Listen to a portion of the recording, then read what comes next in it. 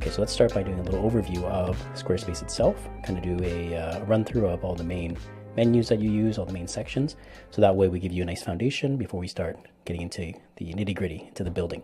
So hopefully by now you'll have an invite from me to open up your Squarespace account and be an admin on one of the templates that I've provided here.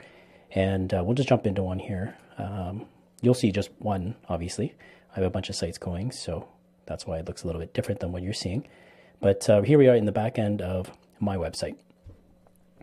Okay, so let's start here on the left-hand side is the main options that you have. So obviously your pages, design elements. The global design elements actually have moved into the page options. But in here, this is where you're going to find some tidbits that you actually will use.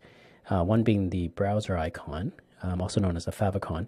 And all it is this little guy here. It's the little thumbnail that that shows when you have a browser tab open. So customize that to make sense for you. I just changed this here to a little this little diamond triangle for fun for now. I don't know if I'll keep it or not, but you can always change it. A lot of people just have a letter. So for example, I could just do A, or I could do AP. Anyways, it'll just show up here, and a good size would be 150 by 150 pixels. So that goes in there. Lock screen, you don't need any of that. 404, this one is, I had a little fun with this one. So this is my buddy John's cat, Tippy. Anytime someone goes to your link and either they typed it wrong or maybe you moved a link, whatever happens, the page is not found. So this is where they would land. And so a couple things to note, some best practices. Definitely have some fun with it. You know, this is a cute photo I saw of the cat beside the beer when we were chilling. So it kind of looked like, you know, Tippy was chilling with us having a beer, and just the way his hand, you know, his arm was folded here, and his paw there. It was just really cute. So anyways, it's a funny photo. And so I just played around with it. I was like, oh, you know, oopsie, something wrong. And you can either chill with your Tippy for a bit or pick your next adventure. And then back to the idea of the navigation that I mentioned before. You know, it helped me choose which or what pathway to send them. So in which case, web designs is a big piece for me, photography, and then video. So if they land here, they got a couple options to go back to. A lot of people just kick them back to the homepage. I mean, you can do that, but I figure why not? Because they can also just go up here and click home, right? But why not give them some options to see more of what you do? I think as we get started, the best way to get comfortable with any of this is just to make sure that you poke around, take your time, and just see what's out there. As long as you don't save anything, you're not going to wreck anything. So don't be worried about that. Your commerce is more so into the more detailed parts of your shop if you are running an e-commerce or selling products. So we'll get into that. The marketing, you can do email campaigns directly from Squarespace. I also use MailChimp, so there are a lot of providers, but totally up to you what you want to use. And some little SEO, but this is more just for the main site or the site overall. SEO is a deeper subject that we'll jump into and do more on-page things. And then just, yeah, a little pop-up bar or announcements. These are where you would find those. So scheduling is another app that you would have to pay for yourself. I don't use it, so I haven't jumped into it, but I believe it is powered by Acuity. But anyways, you can jump further there. And analytics obviously is showing you the traffic and sales and what's happening in your site. I don't have anything for sale, and I just had something go wonky with my tracking, so I just reinstalled it. But anyways, you should be able to see, yeah, just kind of what's happening, the spikes.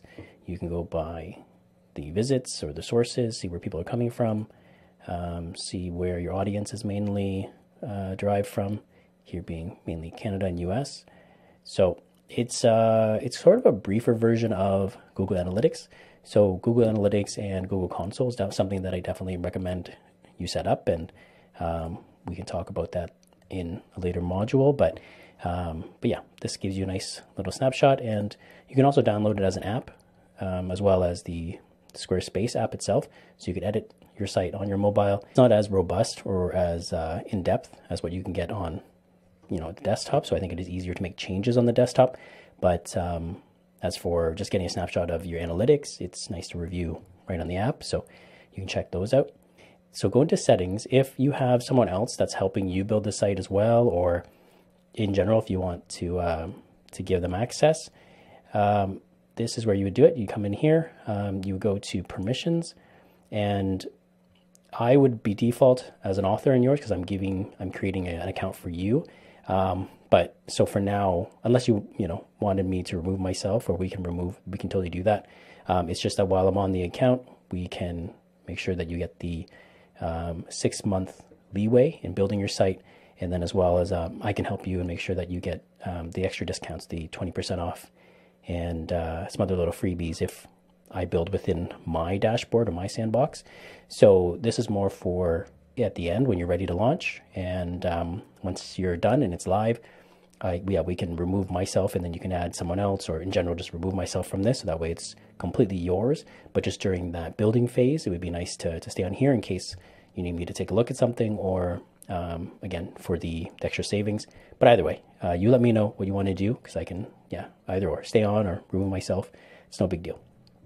But this is where you would invite a contributor, and you can make someone an admin, and they could have full access or just read access, whatever you want. And then also, if you wanted to just share in general, just let friends review or help you out with it, you can go to site availability. And right now it's public because this is a live site. This is my site right now, but you can go to password protected, and then create your own password, and then send that the link. And your link would just be this here. It's kind of a pre-made whatever.squarespace.com. And then when you go to that page, you'll see an area to put in your password, and then from there, your friends and whoever else is reviewing for you can take a look at your site. But and the rest is just kind of the connecting domains, as we've done, billing and all that jazz. So that's all in here. But okay, so let's go into pages, and let me show you what we're doing here. Okay, so we're looking at all your pages here. And what we've got is the top section under main navigation is pretty straightforward. It's where you'll find the pages that exist within your main nav. So what you'll see here is that this is actually a folder. This is a folder, and these are the individual pages. So the folders allow you to do this, allows you to group pages together and create this drop-down menu. And how you do that is simply adding this plus sign up here. And this allows you to choose from a few different page options. So either a completely blank page, page layouts, which is pretty powerful, and we'll get to that. You can write a blog, you can do your store, portfolio. These are different types, but folder would allow you to, again, group those pages together, and or add a link to an existing page. So, and a use case for this would be my weddings and family link. So the page itself is called Atomic Moments. And so instead of, keeping that here and calling it Atomic Moments, I just made it a link to it, because that way I can call the link whatever I want to call it. And it's just a lot simpler that way. Or if you needed to link to something external, what have you, that option is there for you. So let me show you some page options. So this is a cool thing about Squarespace that some other platforms don't have, which is just a whole array of different types of page layouts that have a pre-made design for you. What's neat about that is that it just makes building pages and sections and just these, the site in general a lot easier, because then you're seeing what it could visually look like versus a blank page. Because, we think a blank page as perhaps an opportunity to build whatever we want, but a lot of times when we have a bit of constraint and a bit of direction, it actually makes things a lot easier and allows you to actually be more creative than just a blank canvas. So here it gives you a few options here depending on the type of page you're going to create. Is it an about? Is it a contact, service, etc.? And then when you click on it, you can scroll down. There's lots of options. And again, much like the entirety of Squarespace, if you haven't heard me mention it before, I'll say it again. They're all the same Lego blocks. So if you're seeing a widget, or you're seeing a layout on one of my templates that you don't see in another one, we can simply add that, be it either manipulating with the existing blocks and content pieces or with a bit of code. But the general gist is that whatever you see on one template is available to another, and that's the difference. So if you're not familiar, Squarespace jumped from 7.0 to 7.1, and this is what we're building on, 7.1. And the 7.1 platform is that the underlying foundation for everything is all the same.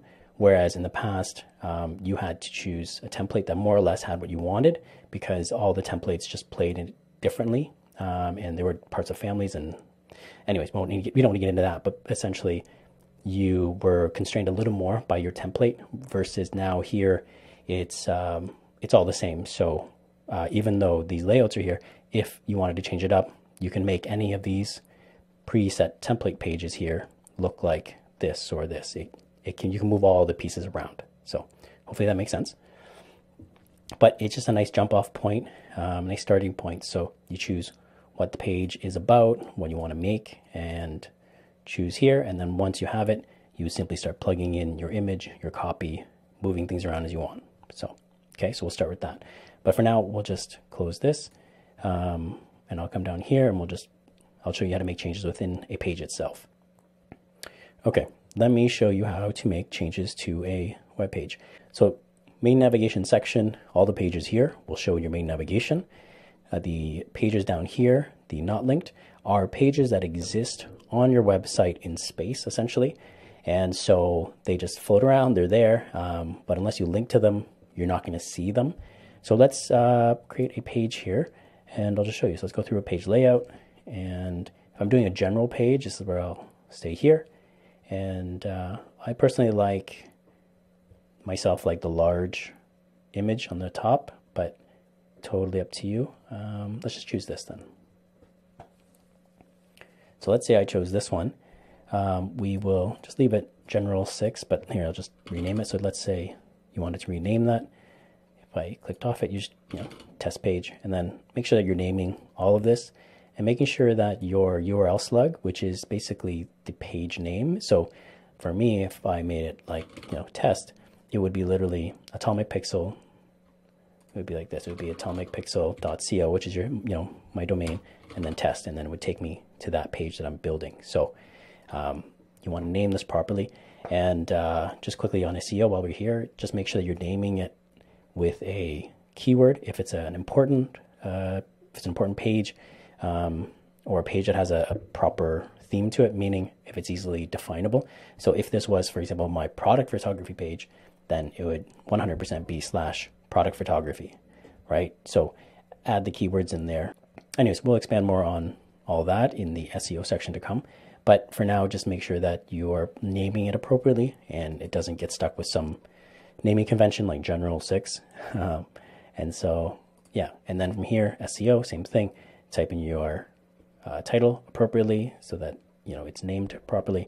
Add in your description, adding SEO in mind as well. So make sure that it describes your page or product well. It contains the keywords that you want for that page. And then social images. This is when you share a link on Facebook, for example, the little preview image that'll pop up. This is where you'll see that. So make sure that the image is enticing. It is captivating in some way, because, the title of the page is one thing, but if the image is also enticing, it's going to make me click, right? So much like I kind of, now that we've delved a little bit into the YouTube world, I kind of look at everything with that frame in mind. So what's going to make me click? And so bring that intent and that idea, that hook, to your website pages as well. And then this is code, but we don't need to do anything here. So, okay, so I'll just cancel that for now. No worries. Either way, we'll just keep it general 6. You get the idea. So once we get into a page, and this goes for any page, you just go to the top here, go to edit. And then when you're on a page, this is your main header section. So this is the hero section of the page, a hero banner. And what you're going to do is, you're in edit mode when these little sections and blue borders pop up. So this is the background image. I'll try to change that quickly first. But as long as you hover over any section, you're going to see a little pencil comes up, and that edits this specific section. So Squarespace works in, the blocks itself, and that's how you know you're changing little chunks at a time. Okay, so if we go to the top here and we go to pencil, so you can change the background in a few different ways. Let me add some text, sorry. So just hover over until you see a little blue plus, and you can choose all these different content pieces, add an image, a photo, text, button, all that stuff. So we'll get to that. So here, let's just add a text, and go, let's go text. We'll make it a heading 1. So when you're building out your first page, this initial hero section should always have an H1 for the heading, and this is a paragraph, and this should be H1 as well. So all these H1s, paragraph 1, 2, 3, etc., what it does is it tells the hierarchy of the page. So when Google searches it, it understands what is important and what is important as far as the hierarchy. So, if this was product photography page, you would put product photography here with a nice description of the types of product photography, etc., etc. And then that way it knows, okay, I see product photography in the URL slug. I see product photography here. Let me just put it here, just to make sure. Let me just put it in. And so on and so forth. And so then down here, maybe you would list out your types. So maybe it's, white transparent background. There's the lifestyle shoots that we do. There's maybe more social media focused stuff, whatever, right? But the idea is that you want to have that hierarchy down. So this would be H1s. Anything else down here could be H2. And then this one would be like an H3. So it's just kind of, the descending order of importance. Okay. And so when you were in here in the section, this content piece, and any content piece you put in here, be an image, be whatever, you can move it around. You can align it to the top of this section. You can align it to the bottom, left, right, etc. So there's that. The content width, if you had a lot of text here or you had more images on the side, like this. And so for here, you can choose small. If I choose medium, see how it expands. It's just a little bit wider there. And then large is even bigger, so you can't see because nothing's spanning that far, but you get the idea. And then section height is the padding, basically the white space between the beginning of the section, the block here, and the beginning of the content. So notice this here, large is quite big. The entire image and everything goes straight to the fold here. If I go medium, it brings it up, and then small would be even smaller. So that's how it goes. The background itself, you have a couple options. You go into inset, which creates a padding and a border around, or full bleed.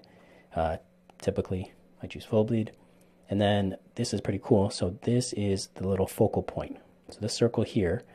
So what's important about this is, depending on what content is behind here and what foreground elements you have, so the text, sometimes you want things to align differently. So right now it's aligned pretty good because you see that background there. It's showing the text just fine. If I put it down to here, it moved it up, and if it was too far, maybe it would get messy. Like, what I mean? If if there was elements that were conflicting with it, but you get to move that around. So for desktop is one thing, but where it's actually really useful is for mobile. So if I click off this and we go into mobile, and this is on every page, and this is always good to check periodically. Definitely we're going to do a clean sweep at the end and review everything, but as you're building, it's helpful to click this and see what it looks like. So right now, we're taking a note that photography here is just above that island and is looking all right.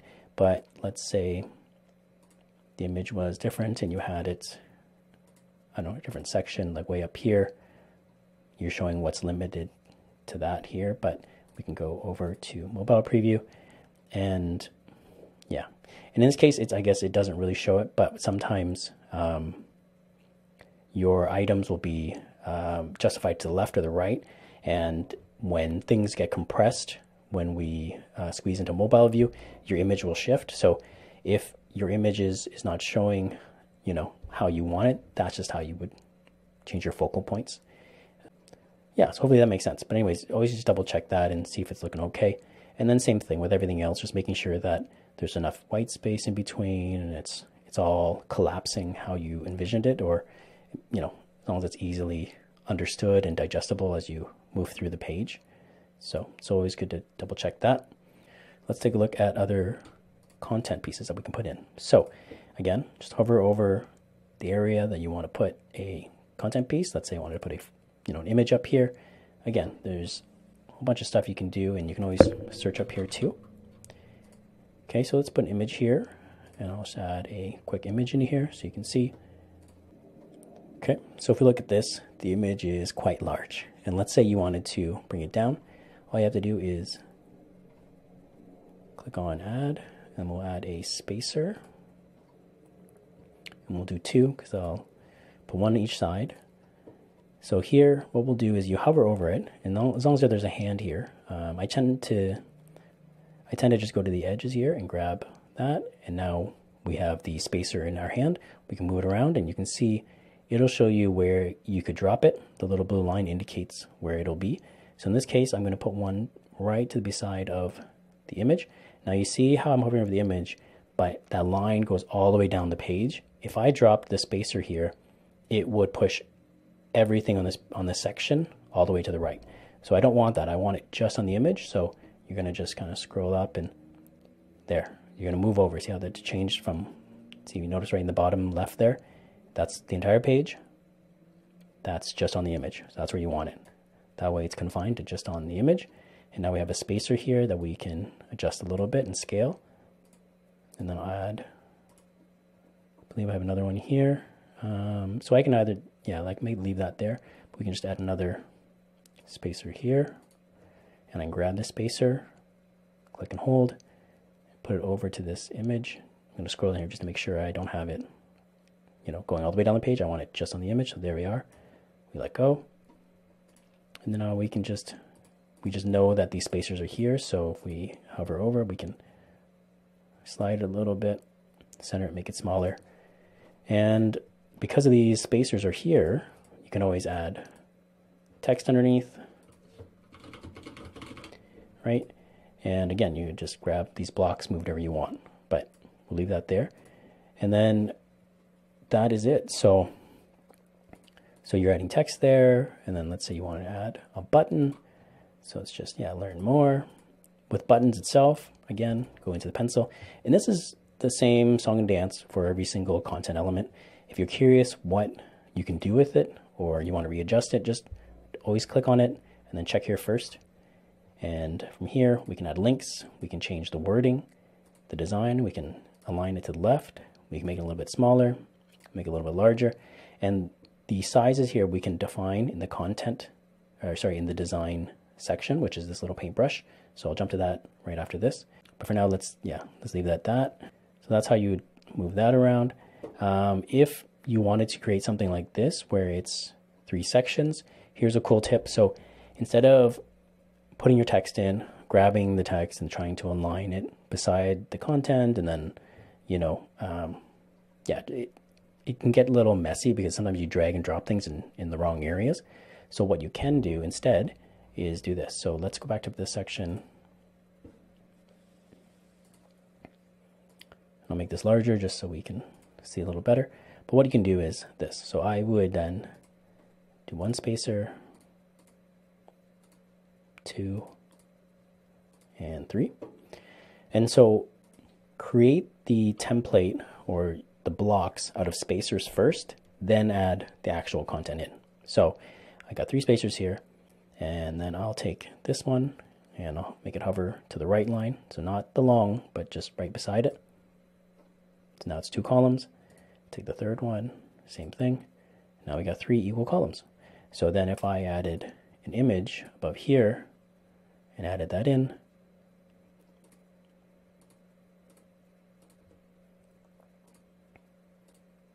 I could do a video there if I wanted, and then maybe another image. So now you would have these blocks sitting here, and then nice and easy, you could do your text right underneath.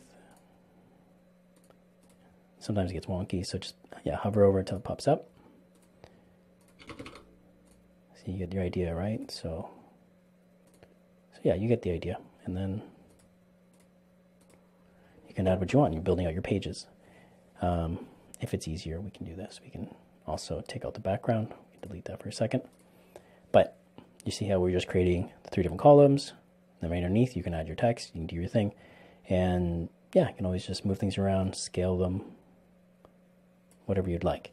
So yeah, that's just an easier way to make columns and have a layout that you want and create blocks for where these little content pieces will sit, rather than, you know, typing things out and then grabbing the whole thing and trying to, you know, so even this is kind of wonky right now there, instead of like grabbing this and then trying to drag it or wherever, because sometimes it can be dropped in the wrong place, and then yeah, it can mess up your whole page, and then you might be afraid to make further changes for fear of deleting things and whatnot, because it just ruins your, you know, the work you've done. So anyways, it's just easier to do that, to build out the blocks. Let's talk about manipulating or changing images to add a little more depth to your content pieces. So what I mean by that is, let's take a look at this template here. So this is one of my templates, Aya, and it's just kind of a mock-up based on Aya's actual products. So this is actually, it's my wife Aya, and this is some jewelry from a client of ours that she's going to actually be carrying in her store. So these are actual real photos that we took, and these are actually her candles, and this is a product shot that I did for Crown and Carrot, the client that we're going to work with. So anyways, it's sort of a mock-up based on that. And then what you're seeing here is I just quickly added some brush strokes and kind of type elements. So on this, all it is just an overlay with a transparent background with just these blobs. So this is what the image actually looks like. I made it sort of a grayscale, a couple brush blobs I threw in here, and then the color is that kind of skin tone, you know, pale yellow skin tone, whatever you want to call it. And so then that is just as a, you know, 90% overlay to give it the color, but then the, you know, the brush swatches and strokes come through the background. So that's one way to just add texture in the back. And same idea for these images. So when you're looking at sites like this, you know, in the past, and I mean, I'm sure you still could do it, sometimes it's coding required to add these elements above or behind photo or certain layers. And so it can be more complicated than it needs to be. So this is not done with any coding. It's just the image itself. So all you need to do is actually take the image you want, add in these strokes. I've done this in Photoshop. I added strokes above here, behind here, and these are the same elements, the same building blocks, essentially, these strokes that come from this build over here, this guy.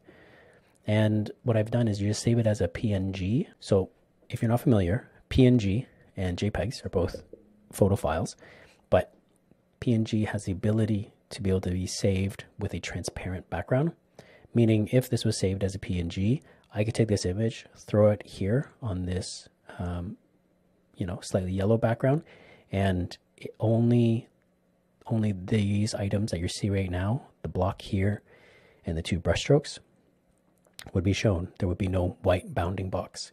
Now, if it was a JPEG, there's no transparent background, so this entire thing would have a white bounding box around it. And so maybe a better example would be something like this guy here. And let me pull up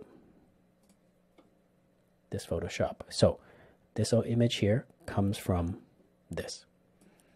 So this is the actual bound. When I say bounding box, I mean the artboard, I mean the actual size of the image. Because I'm going to save this as a PNG, you can see here this transparent background. And so a PNG will save and only show what is shown here, which is the main image. And then I added a simple rectangle around here. And so when I save it as a PNG, when I throw it on something that does have a colored background, it shows properly. It shows as if there's some depth here. It's like, oh, it looks like 2 layers, right? But really, it's just 1 layer. Now, if I had saved this as a JPEG, you would see the white background, so it would look like this. So then when we import the image in here, it would have a white box all around it. So that's just something to note. If you, and much like your logo, for example, your logo has to be saved as a PNG if you want it to show like that, where, see, the word Aya has no bounding box, no white background. It's only showing the text. If that was a JPEG, it would literally just have a white rectangle around the whole word. So that's something to know if you're unfamiliar. But knowing that and being able to think that way would allow you to change up the spacing and, change up the elements here and make it a little more interesting. So, for example, we talked about this, how Squarespace is done in these blocks. And then when you're searching around, you're seeing other Squarespace templates or sites, you might see maybe it looks like the boxes overlap or the sections overlap each other, and it just has different styling. And so again, just think of how you can manipulate the images to add to each section to create that depth for you. Because there's so many ways to go around it that you just got to get creative and think of how it was done, and chances are you can do it without coding. So let me show you here. If we look at this is one section, and as I hover over here, you can see obviously the footer is one section. But if I just look, if you're looking at it here at face value, it looks like the bottom footer came over top, right? Like that brush stroke looks like it's part of it, and now it's basically stepped over its bounding box over the section. But all this is actually just a image placed here. So this image, I just matched the color because I knew it was going here. I matched the color to the top here, and then added brush strokes here. So this is just a background image, but because it's the same color here, it blends into the next, blends into the footer, right? And will naturally collapse properly too. So it works well even in mobile. You got a bit of that. And again, you can change your focal point where you want, but see, it looks like it's one piece. And so again, these were things that had to be done in code in the past and that kind of thing. But here in Squarespace, you just have to think about it a little differently. If I want one section to flow, or it looks like it flows into the next, do I add the kind of a little bit of this image at the bottom or the top? You can find different ways to manipulate it with either background or photo elements. But it's still really constrained by the sections as it normally was. It just visually looks like it's stepping over into the next section, right? So hopefully that's not too confusing, but as you get into it, if there's something that comes up and you're like, I saw it over here, send me the example. Let me see what you're trying to do, and we can help you do that. So just, I guess before we get off that is, so mind this right here. So put this in your brain for a second. See how that looks. If, for example, I'm transitioning from this white section into this, and I wanted this white section to have a brush stroke that came down into this section, looks like it's bleeding over, I would just take this section, I would flip it, and then make this color white. I make this color white, and then this color would be yellow because it would just kind of bleed from there, because the white would bleed down into the yellow. So then it would look like it was stepping over its section, right? So yeah, anyways, happy to help if you have, that's confusing, but that's how I did these. These are just 3 separate images, and with the brush strokes kind of layered above and below in Photoshop, and then imported here as a PNG. So there you go.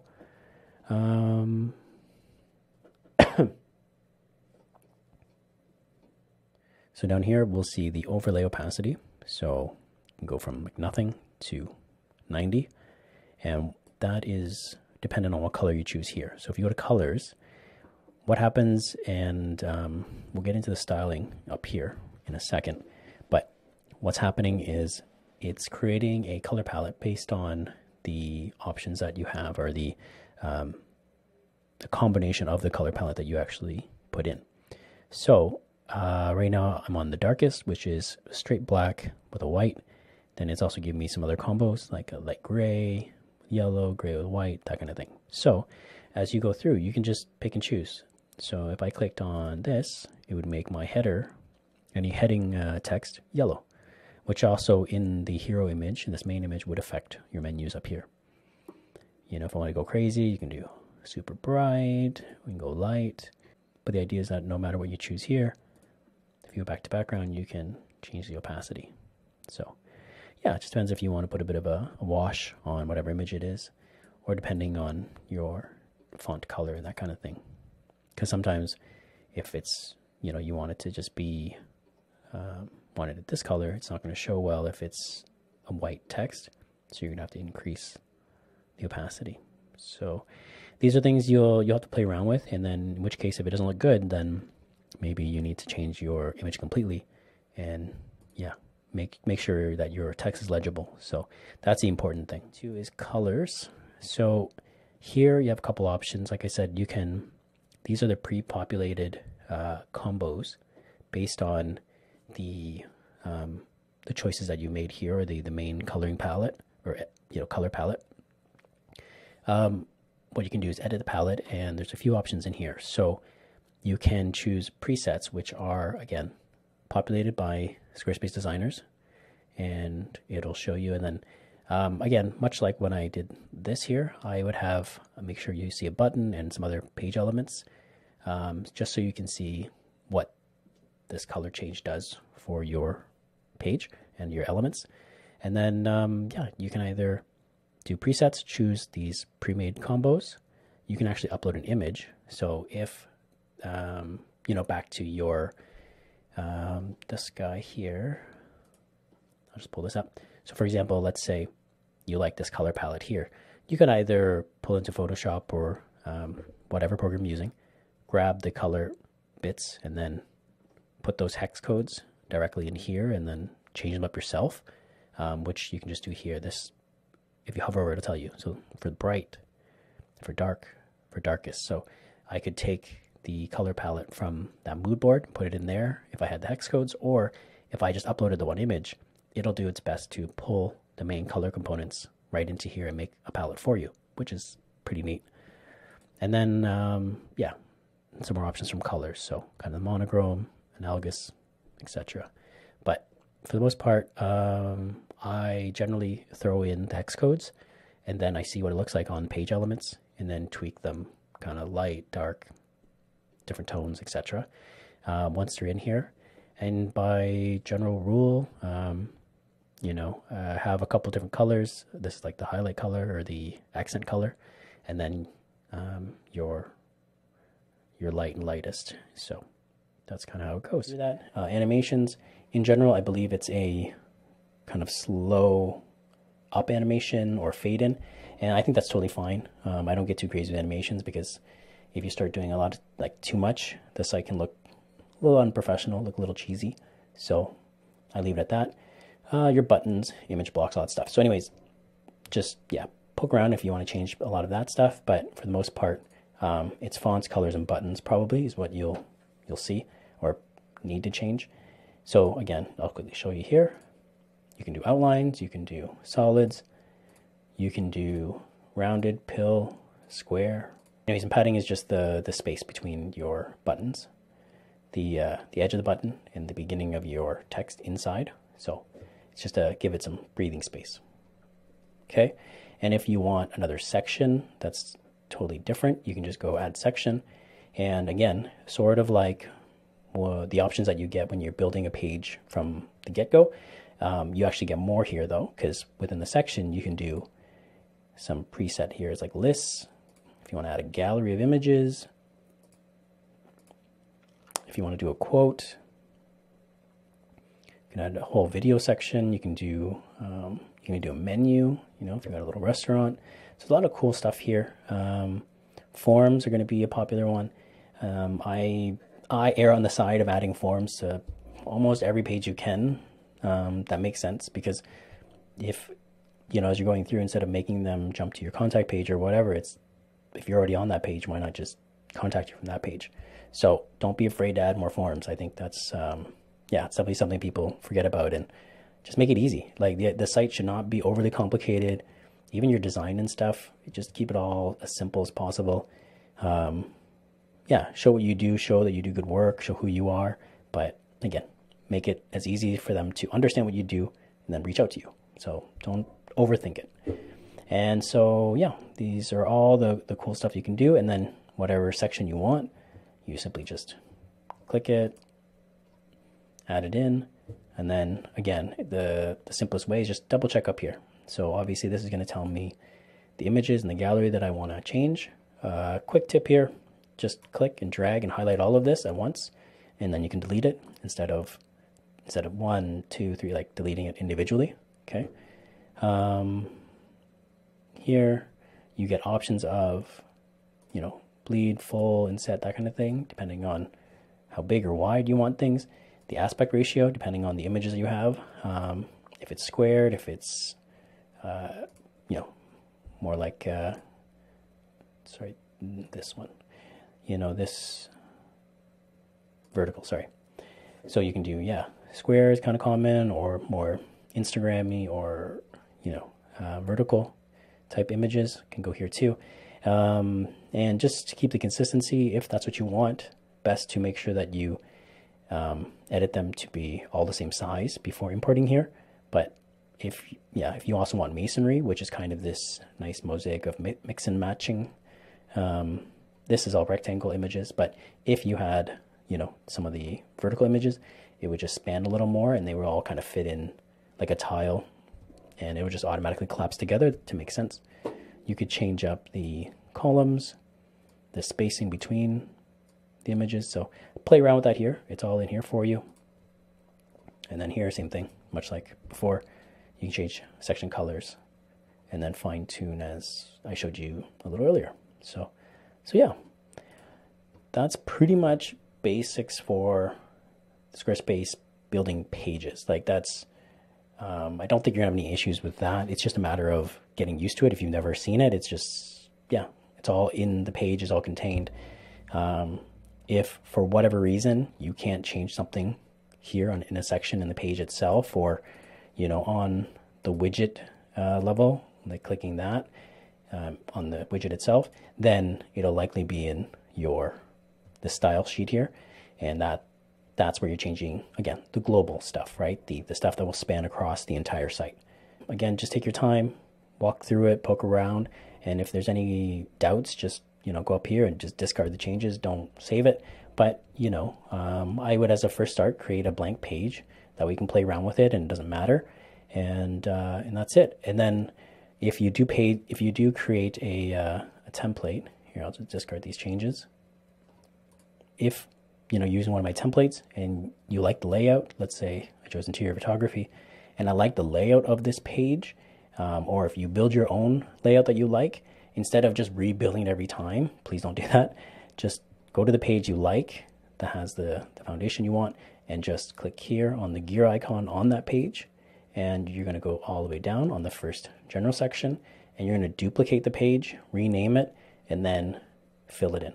So that way you're not having to rebuild every single little content piece. Like, that's going to be super tedious for you. So it's going to be easier just to duplicate the page you want and then plug in your info, right? Okay, so if you have any questions, let me know, but we're going to get on to the next section.